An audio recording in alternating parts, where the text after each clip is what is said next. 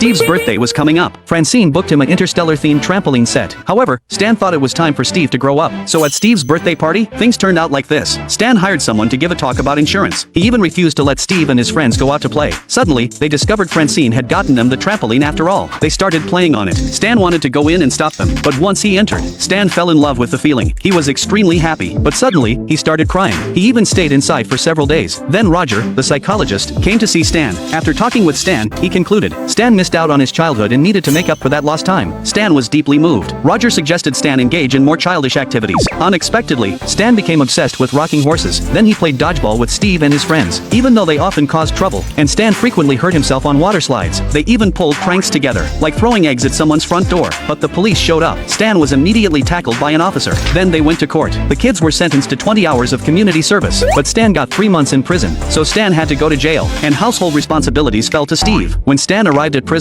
he expected to be bullied, but instead, he was invited to play ball. They even had free iced tea. Meanwhile, Steve aged several years from struggling with tax filing. He went to Stan for help. Steve kept asking questions, but Stan went off to play ball again. Stan was having a great time in prison. They were all getting along well, even pulling pranks together, which made Stan not want to leave at all. Suddenly, someone brought out a wasp nest. They decided to put it inside a ball during a game, so they could get their sentences extended. Francine came to watch the game, but Stan didn't see Steve. It turned out Steve had turned into an old man. Seeing Steve like that, Stan couldn't bear it. He decided to put a stop to it all. He rushed toward the ball the warden was about to kick, clutching it tightly, but the ball still broke. Only it was Stan who got stung. Stan honestly admitted his mistake. Unexpectedly, this moved everyone, and they wanted to release Stan early, but Roger refused, so Stan had 2 months added to his sentence. Finally, Stan returned home. He punched Roger the moment he saw him, then hugged his family tightly. After that, he went upstairs to find Steve, who was still working. He tossed Steve onto the water slide, and Steve started getting younger and younger, until he finally turned back to normal. Stan received a letter. He was very happy after opening it, but after his family asked about it, he became very nervous, and even ran away. Then the family went to follow Stan. They saw Stan enter a warehouse. They went to ask Stan what it was. When Francine pulled the cover open, it turned out to be a DeLorean. Apparently, Stan had been saving for 6 years to buy this car. Steve thought it was influenced by Back to the Future. Stan said it would be complete with just a gull-wing door. Steve suddenly became very excited. It turned out he had found another gull-wing door. They were going to buy it from the seller. Steve wanted to go with Stan. Stan refused. Steve left very sad. Francine said Stan must take Steve along, or she would smash his car. Then they set off, but due to their usual lack of communication, the two had nothing to talk about. They arrived at a gas station, and saw a father and son chatting happily nearby. They tried to imitate them, but failed completely. However, Stan didn't get angry, but when he lightly pushed Steve, it caused all the motorcycles to fall over, and even bent the side mirror of a car. Unexpectedly, the motorcycle owner didn't blame them, but the car owner, a Japanese man, held a grudge. Stan and Steve set off again. Steve taught Stan how to blow a bubble with bubblegum. Stan succeeded, but the bubble grew bigger and bigger, until it was out of control. Suddenly, the bubble popped, blocking Stan's vision. They veered off the road, and stopped at the edge of a cliff. Steve quickly helped Stan out. Just as Stan was about to call for help, the Japanese man arrived. However, he was only there for revenge. He bent the side mirror of Stan's car,